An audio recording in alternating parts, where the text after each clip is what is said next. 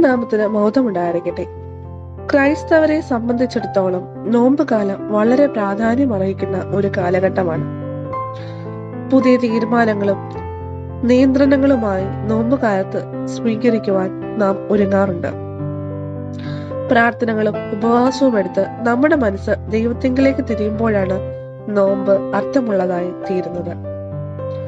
പ്രാർത്ഥന, കുടുംബ പ്രാർത്ഥന, ആത്മീയമായ വളർച്ചയിലൂടെ ഈ പ്രാർത്ഥന, കുടുംബ പ്രാർത്ഥന പ്രത്യേകിച്ച് നമ്മൾ ഈ നോമ്പ് കാലത്ത് എടുക്കുമ്പോൾ, അല്ലെങ്കിൽ നമ്മൾ സ്വയമായി പ്രാർത്ഥിക്കുമ്പോൾ, ഒറ്റയ്ക്കിരുന്ന് പ്രാർത്ഥിക്കുമ്പോൾ, കൂടുതൽ സമയം പ്രാർത്ഥനയിലൂടെ നമ്മൾ മുമ്പോട്ട് വരുമ്പോൾ തീർച്ചയായും നോമ്പുകാലം നമ്മുടെ ജീവിതത്തിൽ ഏറ്റവും അനുഗ്രഹമുള്ളതായി തീരും.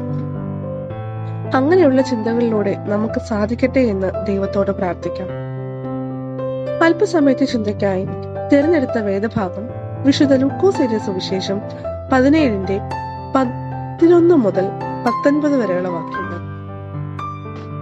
നമുക്കിവിടെ കാണുവാനായിട്ട് സാധിക്കുന്നത്, യെരുശലേമിലേക്ക് യാത്ര ചെയ്യുകയിൽ ശമര്യയ്ക്കും ഗലീലയ്ക്കും നടുവിൽ കൂടി കടക്കുമ്പോൾ ഒരു ഗ്രാമത്തിൽ കുഷ്ഠരോഗികളായ 10 പുരുഷന്മാർ അവിടെ നിന്ന് കരഞ്ഞോണ്ടിരിക്കുന്ന അവസ്ഥയാണ് കാണുന്നത്.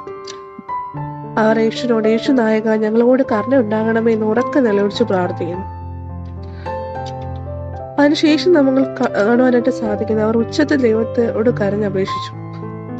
അങ്ങനെ അവർക്ക് സൗഖ്യം ലഭിക്കുകയും 10 പേർക്ക് സൗഖ്യം ലഭിക്കുകയും ഒരാൾ മാത്രം ദൈവത്തെ മഹത്വപ്പെടുത്തുകയും ചെയ്തു. നമ്മൾ ദൈവത്തോട് പ്രാർത്ഥിക്കുമ്പോൾ ദൈവം നമുക്ക് തരുന്ന നന്മകളെ ഓർത്ത് ദിനംതോറും നന്ദിയുള്ളവരായി തീരണം. ഇവിടെ കുഷ്ഠരോഗികളായ 10 പേരും ആർക്കും വേണ്ടാത്തതിനെ ഉപേക്ഷിച്ചതിനെയാണ്, അല്ലെങ്കിൽ ആർക്കും വേണ്ടാത്തതിനെ ദൈവം തിരഞ്ഞെടുക്കുന്ന അവസ്ഥയാണ് നമുക്ക് ഇവിടെ കാണുവാനായിട്ട് സാധിക്കുന്നത്. നമ്മുടെ മനസ്സിന്റെ എത്ര പിരിമുറുക്കങ്ങളിലൂടെ നമ്മൾ കടന്നു പോകുമ്പോൾ, മറ്റുള്ളവർ നമ്മളെ എത്ര തള്ളിക്കളയുമ്പോഴും, മറ്റുള്ളവർ നമ്മളെ നിന്ദിക്കുമ്പോഴും തകർക്കുമ്പോഴും ദൈവം നമ്മളോട് കൂടെ ഉണ്ട് എന്നൊരു വിശ്വാസം നമ്മുടെ ഉള്ളിൽ ജീവിക്കണം. രണ്ടാമതായിട്ട് പറയാനായിട്ട് ആഗ്രഹിക്കുന്നത്, എത്ര കാലങ്ങൾ കടന്നു പോയാലും ദൈവീയമായ വെളിപ്പാട് നമ്മളിൽ വെളിപ്പെടും എന്നുള്ളതാണ്. ആ കുഷ്ഠരോഗികൾ കാലങ്ങൾ കൊണ്ട് അവിടെ കിടക്കുന്നവരാണ്. പക്ഷേ ദൈവത്തിന്റെ ഒരു സമയമായപ്പോൾ അവർക്ക് ആ ഒരു സൗഖ്യം ലഭിക്കുന്നതായിട്ട് നമുക്ക് ഇവിടെ കാണുവാനായിട്ട് സാധിക്കും.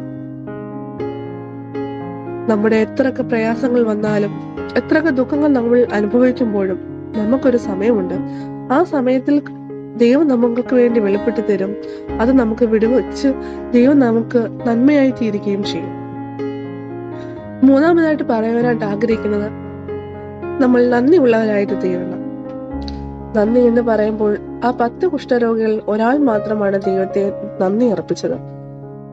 നമുക്ക് ദൈവം തരുന്ന നന്മകളിലൂടെ നമ്മൾ കടന്നു പോകുമ്പോൾ നമ്മൾ ദൈവത്തോട് കൂടുതൽ ആശ്രയിച്ചുകൊണ്ട് നന്ദിയുള്ളവരായിട്ട്, താഴ്മയുള്ളവരായിട്ട് ജീവിക്കുന്നവരായി തീരണം.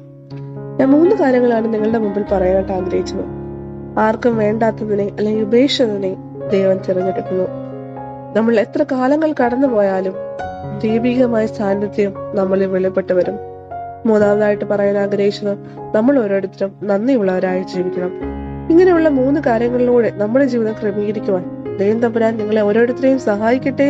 ഈ നോമ്പ് കാലത്തിൽ കൂടി നിങ്ങൾക്ക് എല്ലാവർക്കും കഴിയട്ടെ എന്ന് പ്രാർത്ഥിച്ചുകൊണ്ട് ദൈവം നിങ്ങളെ അനുഗ്രഹിക്കട്ടെ. ആമേൻ.